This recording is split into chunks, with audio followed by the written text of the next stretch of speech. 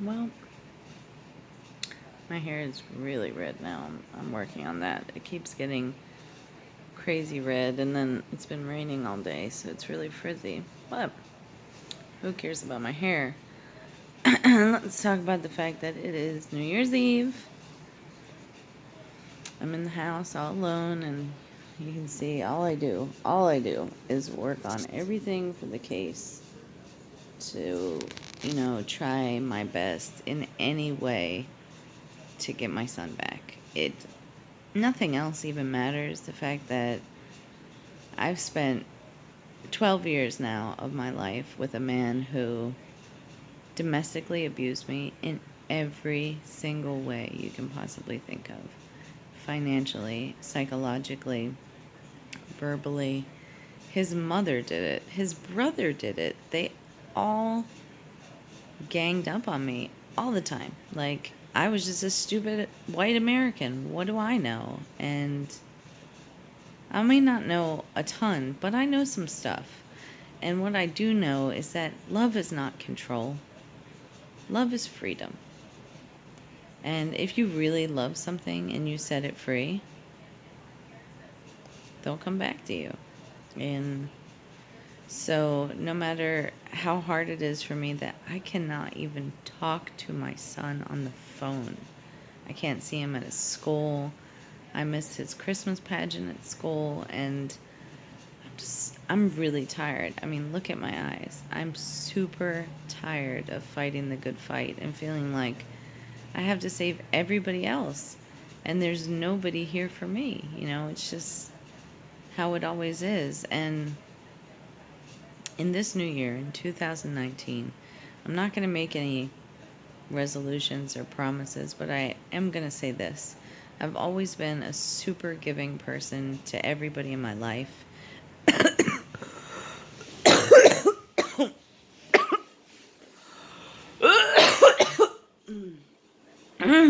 Sorry.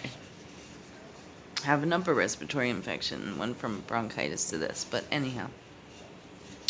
I've always been a super giving, loving person to everybody in my life, including my family. And it kills me to have to let them go because they don't even believe the words coming out of my mouth. I could say them 300 different ways. I've apologized. You know, do I feel remorse? Sure. But what do I have to feel remorse for?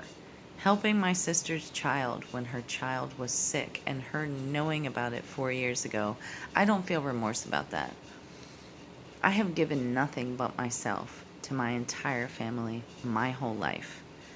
And it's time to finally start living for me. And living for me means living for Aryan. And that's why I've set up this house for Aryan in North Carolina. I mean, it's a slow process. Here's his little track. He can tell how tall he is. It's a slow process because it's only me. It's like the last bit is like I got to hang some stuff on the wall. And I had to clean up because I have paperwork everywhere. But I think today has been the hardest because I know that I have to go back to New York, and I know that I have more court cases coming up, which is always hard because I'm like against the firing zone. And the worst part of it is like being here without Aryan. I mean, it's okay, it's not great, I miss him, but being there without Aryan kills me.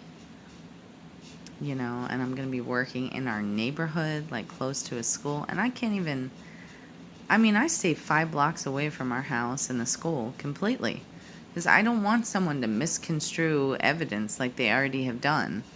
And the one visit I had for 2 hours, my husband was recording me on the nanny cam and talking to his mother simultaneously in Gujarati. How is any of this fair? It's not fair, and so the only thing I can do every day is just like try to be at peace and pray to God that the truth comes out because I am so tired of this. I'm tired of this, but more, I'm tired of no one asking me anything. Everyone tells me what to do. You should do this. You should do that. This is where you should live. This is where you should work. Well, I work in New York. I start a job on Wednesday. Well, I live in Apex. It's a small town in North Carolina because that's the town I chose to leave my husband back in September when I started to rent the house in October. Get a job in Apex, sure, but I have to be in New York for court.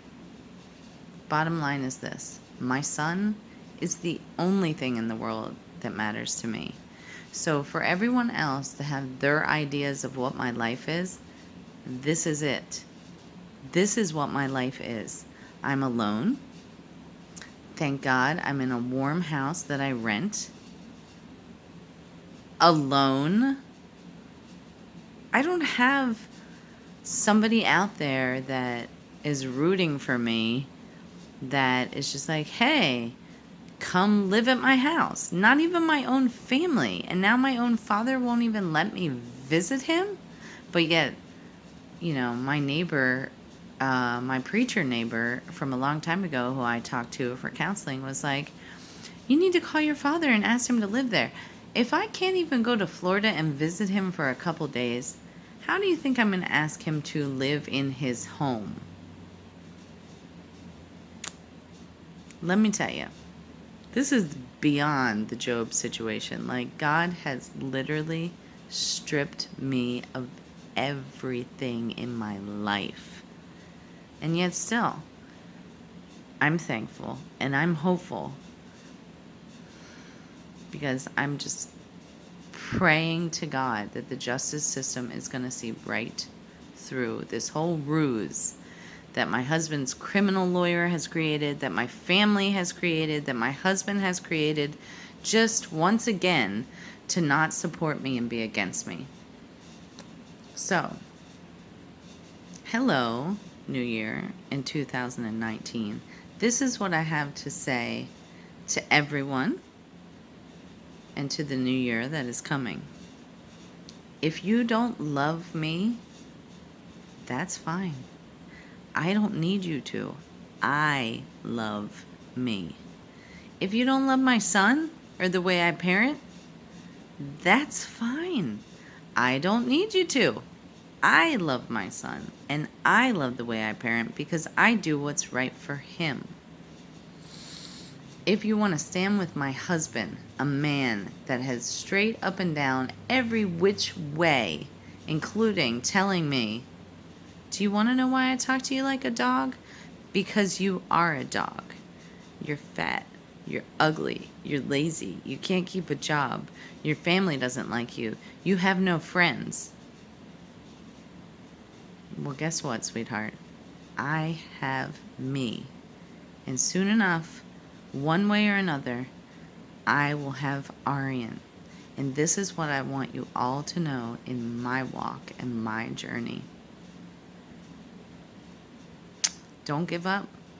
Every time you're down, and today has been all day crying for me. I don't want to go back to New York. I hate it there. I don't want to be close to my husband. I'm scared of my husband. I think he might try to hurt me. I worry for my son,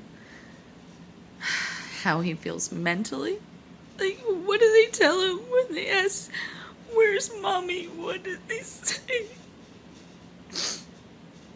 I asked my mother-in-law in my one visit, where is Aryan sleeping? She told me on the floor on a towel.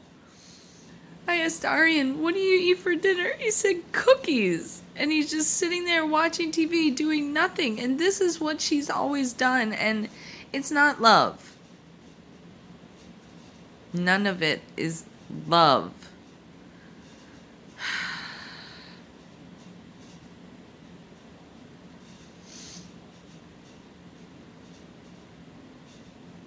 Happy New Year. Never, ever give up. Even through all of this, I've had my MS symptoms. I've intermittently gone blind in an eye. Sometimes I can't feel my feet. Sometimes it's like my feet are being stabbed. Sometimes my knee goes out. I just catch the wall. Sometimes my hands right now are tingly. I'm making it, and so will you. No matter what your walk is in this life, be humble, be gracious, be kind to others, and just know it's not on our time, but God has got you. He's got you and He's got me. And somehow, one way or another, this is going to work out. And I'm going to get to see my son.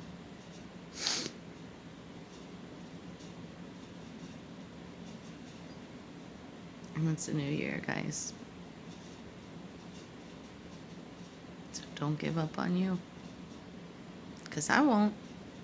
And God won't. You're going to make it through. Whatever it is. I love you.